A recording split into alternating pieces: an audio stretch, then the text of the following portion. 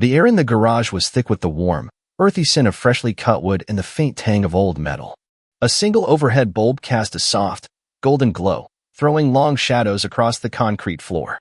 The steady rhythm of sandpaper gliding over rough wood filled the space, creating an oddly soothing backdrop. I stood in the doorway, watching him work. His movements were deliberate, practiced, each stroke of the sandpaper revealing years of experience. At 61, he was a man who had spent his life building things with his hands. His skin was weathered, marked by decades of sun and labor, but there was a quiet precision in everything he did that held me captivated. The chair he was restoring was an old family heirloom, its curved armrest cracked, its seat wobbly. Yet he handled it with such care, as if it were a priceless antique. "You've been watching me for a while," he said suddenly, his voice low and steady, not lifting his eyes from the wood. I flinched, caught off guard by his awareness. "It's just interesting to watch you," I admitted, my voice soft but honest. "You're so calm about it." He set the sandpaper down and looked at me. His gray-blue eyes caught the light, and for a moment, I thought I saw a flicker of amusement in them. "What's patient," he said. "Rush it, and it splits. You've got to give it time." I nodded, holding his gaze, feeling the weight of his words settle over me. His voice was deep, slightly rough, like the grain of the wood he worked with, and it had a calming effect I couldn't quite explain. I didn't know why I was so drawn to him, why his presence alone threw me off balance. Maybe it was his steadiness, the quiet confidence he carried, or the way being near him stirred something inside me I couldn't fully name. "Come here," he said after a moment, patting the workbench beside him. "I'll show you how it's done." I hesitated, then stepped closer, sitting next to him. The warmth of his body radiated through the cool air of the garage, brushing against my skin. He took my hand, guiding it to the sandpaper. His fingers were rough, calloused from years of work, but his touch was firm yet gentle. "Feel that?" he asked, his voice close to my ear, almost a whisper. I swallowed hard. "Yeah, the wood tells you when it's enough," he said. "Too much pressure, you ruin the grain. Too little, it won't smooth out." I tried to mimic his rhythm, letting the sandpaper glide over the wood. His hand stayed on mine, guiding my movements as the silence in the garage grew heavier. I could feel his breath, steady and even, while mine quickened despite my efforts to stay calm. "Good," he murmured. "Just like that. Feel the material." His hand lifted from mine, but the warmth of his touch lingered. I didn't know why my skin felt so hot, why my body reacted so strongly to his quiet closeness. Maybe it was because he didn't rush, didn't try to brush off the tension between us, but let it unfold naturally. I looked up, meeting his eyes. He held my gaze for a long, charged moment, and I felt something shift between us, like a current sparking to life. Then, slowly, almost casually, his thumb brushed across the back of my hand. It was a small gesture, but it changed everything. The rough warmth of his touch lingered, deliberate yet unassuming, crossing an invisible line. I could have pulled away, offered a nervous smile to diffuse the moment, but I didn't. Instead, I let it happen, feeling the texture of his skin, so different from anything I'd known.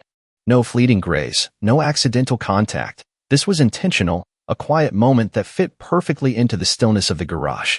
He drew his hand back slowly, as if giving me the choice to decide what came next. His eyes lingered on my hand, then moved to my face, the dim light casting soft shadows over his weathered features. I couldn't tell if he was studying me for a reaction or if he was as surprised as I was by what was happening. Maybe both. "Ever worked with wood before?" he asked, his voice deeper than before. I blinked, needing a second to gather my thoughts. "Not really," I admitted. He reached into a crate beside him, pulling out a rough piece of lumber and setting it on the workbench. With a slow, deliberate motion, he slid it toward me. "Then it's time you felt it," he said. His words carried a weight that went beyond the wood. I knew it. He knew it. And yet, I leaned into it, because something about him made me want to trust the moment. I reached out, my fingertips brushing the uneven surface of the wood, cold, splintered, raw. He leaned closer, his arm grazing mine as he placed his hand over my own, guiding it across the grain. "See," he said softly. "It tells you a story. Shows you where it needs smoothing, where you need to be careful."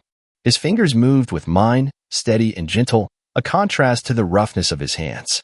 My breath grew shallow as I felt how close he was, his body just inches from mine. The scent of sawdust, varnish, and something distinctly masculine filled the air, wrapping around me.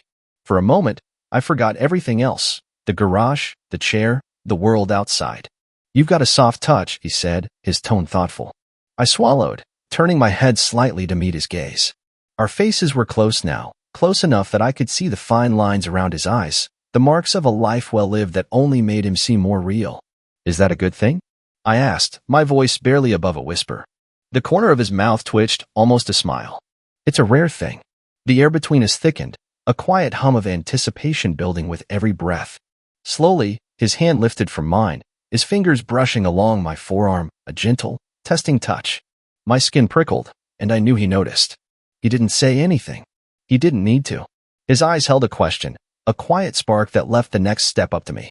I hesitated for a heartbeat, then let my fingers rest against his, a silent answer that needed no words. His gaze darkened, his breath deepened, and then, with a slowness that stole my breath, he leaned closer. His forehead brushed against mine, a warm, steady contact that felt like a promise. The world outside the garage faded, and all I could feel was the heat of his skin, the quiet certainty of this moment, and the unspoken truth that everything was about to change. The faint hum of the overhead bulb seemed to pulse in time with my heartbeat as the silence in the garage stretched, heavy with possibility. His forehead still rested against mine, a quiet anchor in the charged air. His fingers traced slow, deliberate circles over the back of my hand, each touch sending a ripple of warmth through me. I could feel the restraint in him, the careful way he held himself, as if he were balancing on the edge of something he wasn't sure he should cross. But I wanted him to cross it. God, I wanted it. The scent of sawdust and varnish clung to him, mingling with something deeper, earthier, that made my head spin. I tilted my head slightly, my breath catching as his lips brushed the corner of my mouth, a fleeting, testing touch that sent a shiver down my spine. He pulled back just enough to look at me, his gray-blue eyes searching mine. There was no rush in his gaze, only a quiet intensity that made my chest tighten. "You're sure about this?" he asked, his voice low, rough with a mix of caution and something heavier. I nodded, the motion small but certain. "I'm sure." His breath hitched, a subtle sound that betrayed the calm he wore so well. Then, slowly, he lifted his hand, his fingers grazing my cheek, tucking a strand of hair behind my ear. The roughness of his skin against mine was grounding, real, and it made my pulse race. He leaned in again, and this time there was no hesitation. His lips met mine, soft at first, like he was savoring the moment, testing its weight.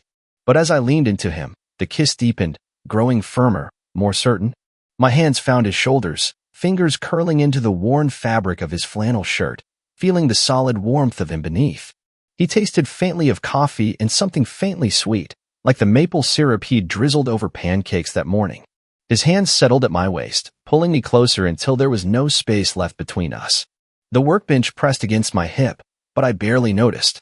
All I could feel was him, the steady rhythm of his breath, the careful strength in his grip, the way he kissed me like he was memorizing every second. It wasn't rushed or desperate. It was deliberate, like the way he worked with wood, each movement purposeful, each moment crafted with care. My fingers slid up to his neck, brushing against the silver strands in his hair, and I felt him tense slightly, a low sound rumbling in his throat. He pulled back just enough to rest his forehead against mine again, his breath warm against my skin. "You're making it hard to think straight," he murmured, a hint of a smile in his voice. I laughed softly, the sound shaky. "Good. I don't want you to think."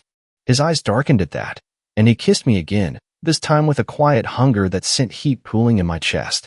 His hands moved up my back, fingers splaying wide, holding me like I was something precious, something he didn't want to let go of. I could feel the years in his touch, the strength of a man who'd built furniture, fixed cars, lived a life of hard work. But there was a tenderness there too, a softness that caught me off guard. The garage around us seemed to fade, the world narrowing to the space between us, the warmth of his body, the steady beat of his heart under my palm. I didn't know how long we stayed like that, lost in each other, but when he finally pulled back, his breath was uneven, his eyes locked on mine. "I didn't expect this," he said, his voice quieter now, almost vulnerable. "Not with you. Not here." I swallowed, my throat tight. "Me neither," I admitted. "But I'm glad it's happening." His mouth twitched into a small, genuine smile, and he brushed his thumb across my cheek, the gesture so gentle it made my chest ache. He shifted slightly, his hands still resting at my waist, and for a moment, we just sat there, the silence between us comfortable but electric. The chair he'd been working on sat forgotten on the workbench, its cracked armrests glowing faintly in the light. I glanced at it, then back at him. "You're gonna finish that, right?" I asked, a teasing edge to my voice. He chuckled, the sound low and warm. Eventually, got something more important to focus on right now. My face flushed, and I looked down, suddenly aware of how close we were, how his hands hadn't left me. He noticed, of course, he always noticed, and his fingers tightened slightly at my waist, a silent reassurance. "You okay?" he asked, his tone soft but serious. I nodded, meeting his gaze. "More than okay." His smile widened, and he leaned in, pressing a quick, soft kiss to my forehead. It was such a simple gesture, but it felt like a promise, like he was saying he wasn't going anywhere. The air in the garage felt different now, warmer, as if the space itself had shifted to hold this moment. I could still smell the wood, the faint bite of metal, but it was his scent, earthy, steady, that grounded me. I let my hand rest against his chest, feeling the steady thump of his heart. "What now?" I asked, my voice barely above a whisper. He tilted his head, studying me like he was trying to read every thought behind my eyes. "Now," he said, his voice thoughtful. "Now we figure out what this means." His words hung in the air, simple but heavy with possibility. I didn't have an answer, not yet, but the way he looked at me made me believe we'd find one together. His hand slid up to cup my face, his thumb brushing my jaw, and I leaned into his touch, letting the warmth of it settle over me. But then, a faint creak broke the silence, the sound of the garage door leading to the house. My heart jumped, and I pulled back slightly, my eyes darting toward the sound. His hand stayed steady on me, but his gaze flicked to the door, a flicker of tension crossing his face. "Someone's coming," he said quietly, his voice calm but alert. I nodded, my pulse racing for a different reason now. We hadn't done anything wrong, but the weight of what had just happened made the moment feel fragile, like something we needed to protect. He stood, offering me his hand to help me off the workbench. His touch was still warm, still certain, but there was a new urgency in his eyes. "We'll pick this up later," he said, his voice low, a promise woven into the words. I squeezed his hand, a silent agreement, and turned toward the door, my heart still pounding as the creak grew louder, signaling that whatever came next, this moment had changed everything. The creak of the garage door sharpened, slicing through the warm haze that had settled over us. My heart thudded, and I stepped back from the workbench, smoothing my shirt as if it could erase the heat still lingering on my skin. His hand lingered on mine for a moment longer, his grip steady, grounding, before he let go and turned toward the door. The air felt charged, like the moment before a storm, and I could still feel the ghost of his lips, the weight of his gaze. "Stay calm," he murmured, his voice low, a quiet reassurance meant just for me. I nodded, forcing my breath to slow as the door swung open. A figure stepped into the garage, silhouetted against the brighter light from the house. It was Sarah, his daughter, her dark hair pulled into a messy bun, a reusable grocery bag slung over her shoulder. "Dad? You still out here?" she called, her voice carrying the casual ease of someone who'd grown up in this house. Her eyes landed on me, and a small, curious smile tugged at her lips. "Oh, hey, Emily. Didn't know you were here." I managed to smile, hoping it didn't look as shaky as it felt. "Yeah, just helping out with the chair," I said, gesturing vaguely toward the workbench. My voice sounded too high, too quick, but Sarah didn't seem to notice. She set the grocery bag on a nearby shelf, glancing at her dad. "You're gonna work yourself into the ground, you know. Mom's got dinner ready, meatloaf, your favorite."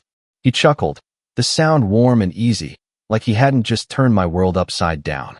"I'll be in soon, Sarah. Just finishing up." She rolled her eyes, but there was affection in it. "Sure you are. Don't stay out here all night." With a final glance at me, friendly, but with a hint of curiosity, she headed back toward the house, leaving the door ajar. The silence returned, but it wasn't the same. The spell of the moment had been interrupted, and the garage felt suddenly too big, too real. He turned to me, his eyes softer now, but still carrying that quiet intensity. "You okay?" he asked again, stepping closer.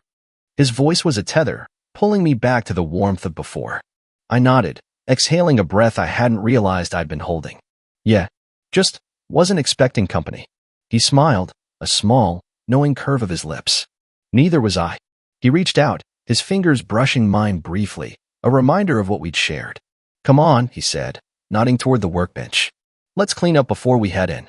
I followed his lead, grateful for the task to anchor me. We gathered the sandpaper, brushed the sawdust off the chair, and set the tools in their places. His movements were as steady as ever, but I caught him glancing at me, his eyes lingering a moment longer than necessary. Each look sent a fresh wave of warmth through me, and I wondered if he could hear how fast my heart was still beating. As we worked, the tension from Sarah's arrival began to fade, replaced by a quieter, more settled connection. We didn't talk about the kiss, didn't name the shift between us, but it was there in every brush of his arm against mine, every shared glance. The garage, with its familiar smells of wood and metal, felt like our own little world, a place where this new, fragile thing between us could exist. When the workbench was clear, he leaned against it, crossing his arms. The light caught the silver in his hair, and I couldn't help but notice how the years had carved him into something solid, dependable, but also achingly human. "You don't have to stay," he said, his tone gentle.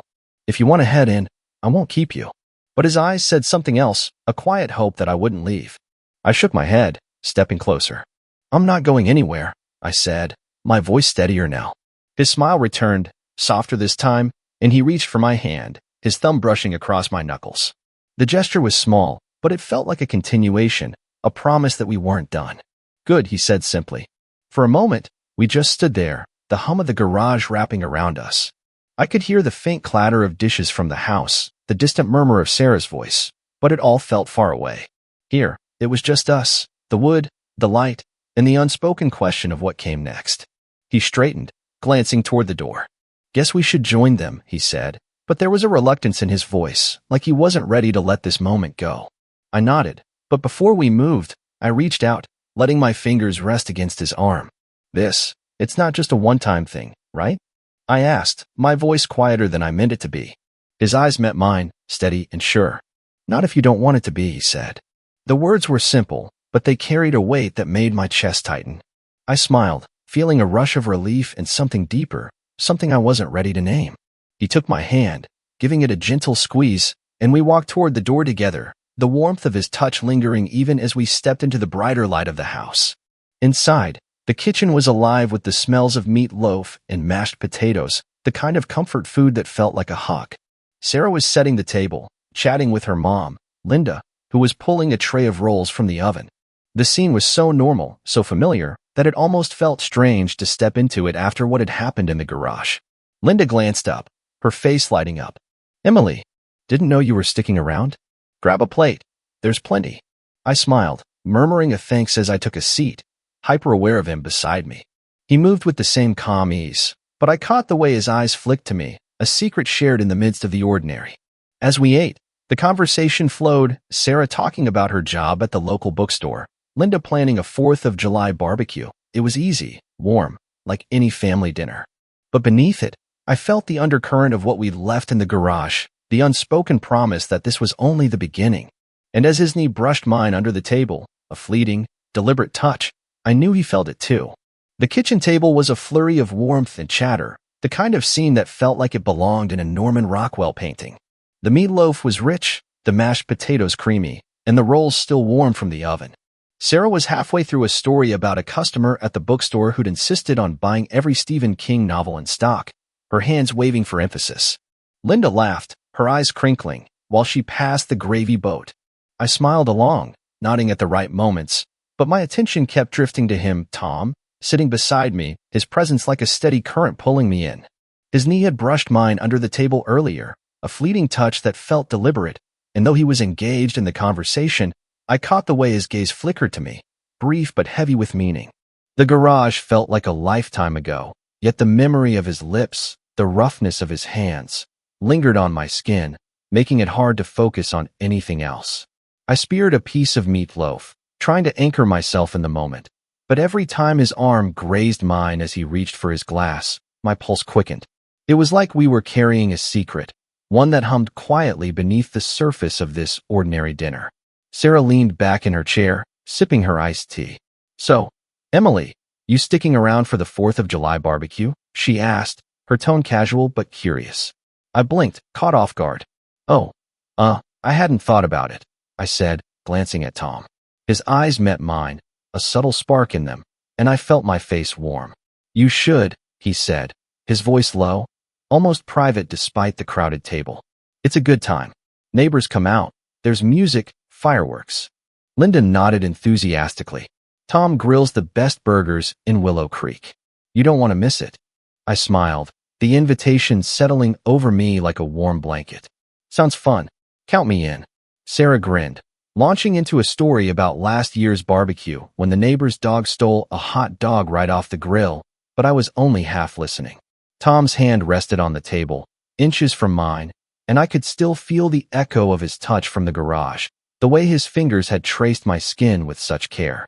I wondered if he was thinking about it too, if he was replaying that moment the way I was. Dinner wound down, and Linda started clearing plates, waving off offers to help. You kids go relax, she said, her tone firm but kind. Sarah grabbed her phone, already texting, and headed to the living room, leaving Tom and me lingering at the table. The house was quieter now, the clatter of dishes fading as Linda moved to the kitchen. Tom leaned back in his chair, his eyes finding mine. You want to step outside for a bit? He asked, his voice soft, like he was offering more than just fresh air. I nodded, my heart picking up speed. Yeah, let's do it. We slipped out the back door, the screen door creaking softly behind us. The night air was cool, carrying the scent of cut grass and distant charcoal from someone's grill. Willow Creek was a small town, tucked in the rolling hills of upstate New York, and the stars were bright above the silhouette of maples lining the yard. We walked to the edge of the patio, where a wooden bench sat under a string of Edison bulbs left over from last summer's gatherings. He gestured for me to sit, then settled beside me, close enough that our shoulders brushed. The quiet stretched between us, but it wasn't awkward. It was alive, filled with the weight of everything unsaid. I could still feel the garage's warmth, the way his lips had felt against mine, and I wondered if he was thinking about it too. You're quiet, he said after a moment, his voice gentle, teasing. I laughed softly, tucking a strand of hair behind my ear. Just processing, I guess. He nodded, his gaze fixed on the stars. Yeah, me too. His hand rested on the bench, inches from mine, and I felt the pull to close the distance, to feel his warmth again. Instead, I looked at him, taking in the lines of his face, the silver in his hair catching the soft glow of the bulbs. What are we doing, Tom? I asked, my voice barely above a whisper. He turned to me, his eyes steady, searching. I don't know, he admitted, his tone honest, raw. But I know I don't want to stop. My chest tightened, and I reached out, letting my fingers rest against his. He turned his hand, lacing his fingers with mine, his thumb brushing my knuckles in that slow, deliberate way that made my breath catch. The night seemed to hold its breath, the crickets hum fading into the background. He shifted closer, his shoulder pressing against mine, and I felt the same electricity from the garage, only now it was tempered by the open sky, the quiet of the town around us. I haven't felt like this in a long time, he said, his voice low, almost confessional. Not sure I deserve it. The vulnerability in his words caught me off guard, and I squeezed his hand. You do, I said, meaning it. We both do. His eyes softened, and he leaned in, his lips brushing my forehead, then my temple, a tender gesture that felt more intimate than the kiss in the garage. I closed my eyes, letting the moment wrap around me, the warmth of his breath against my skin, the steady weight of his hand in mine. But then, a burst of laughter from the house broke the spell, Sarah's voice, calling out to Linda about something on TV. Tom pulled back slightly, a wry smile tugging at his lips. Never a dull moment, he said, but his hand stayed in mine, a quiet promise. We sat there a while longer, talking about small things, the barbecue, the chair he was fixing, the way Willow Creek came alive in the summer. But beneath the words, there was a current, a shared understanding that this was new, fragile, and worth protecting. When we finally stood to head back inside, he kept my hand in his until we reached the door, letting go only as we stepped into the light of the house. Sarah glanced up from the couch, her eyes narrowing slightly, like she sensed something had shifted, but she didn't say anything. Linda was still in the kitchen, humming an old country tune, oblivious to the quiet storm brewing between us. As I grabbed my jacket to head home, Tom walked me to the door, his hand brushing my arm. See you tomorrow, he asked, his voice low, hopeful. I smiled, my heart full. Yeah, tomorrow. But as I stepped into the cool night, the weight of his touch lingered, and I knew tomorrow would bring more than just another day in Willow Creek. The morning sun spilled over Willow Creek, painting the town in shades of gold and amber. I stood on the porch of Tom's house, clutching a thermos of coffee, the warmth seeping through my hands as I waited for him. The air carried the crisp promise of summer, mingled with the faint scent of blooming lilacs from the neighbor's yard. Last night's quiet promises still hummed in my veins, and every creak of the porch under my feet felt like a reminder of the line we'd crossed. The garage door was open, and I could hear the faint scrape of sandpaper, a sound that had become as familiar as my own heartbeat. Tom appeared in the doorway, wiping his hands on a rag, his flannel shirt rolled up to his elbows. His gray-blue eyes found mine, and a slow smile spread across his face, softening the lines etched by years of hard work. "Morning," he said, his voice warm, like he was greeting more than just the day. I held up the thermos. "Brought fuel." He chuckled, stepping closer. "You're spoiling me, Emily." His fingers brushed mine as he took the thermos, a deliberate touch that sent a spark through me, rekindling the heat from the night before. We walked into the garage together, the familiar scent of wood and varnish wrapping around us. The chair sat on the workbench, nearly finished now, its armrest smooth and gleaming under the morning light. Tom set the thermos down and handed me a piece of sandpaper, his eyes glinting with something playful. "Ready to pick up where we left off?" he asked, and I knew he wasn't just talking about the chair. I nodded, stepping beside him, our shoulders brushing as we worked. The rhythm of sanding was steady, meditative, but every glance, every accidental touch, carried the weight of what we'd built in this space. We didn't talk about the kiss, the night on the patio, or the way his hand had felt in mine, but it was there, woven into the quiet between us. As we worked, the garage felt smaller, more intimate, like it was holding its breath, waiting for what came next. I could feel his presence beside me, solid and sure, and it steadied me even as my heart raced. "You're getting the hang of this," he said after a while, his voice low, approving. I smiled, glancing at him. "Had a good teacher." His laugh was soft, but his eyes held mine, and for a moment, the world outside the garage didn't exist. The morning passed in a blur of shared work and stolen glances. When the chair was finally done, its wood polished to a warm glow, Tom stepped back, hands on his hips, studying it with a quiet pride. "Not bad," he said, then looked at me, his expression softening. "We make a good team." My chest tightened, and I nodded, feeling the truth of his words settle deep. But as we stood there, the weight of the finished chair seemed to mirror the weight of the moment. What now? The question hung unspoken, and I could see it in his eyes too, a flicker of uncertainty beneath his steady calm. He reached for my hand, his thumb brushing my knuckles, and the gesture felt like an answer, a promise to figure it out together. "Come with me," he said, his voice gentle but firm. He led me outside, to the backyard where the Edison bulb still hung, now swaying softly in the breeze.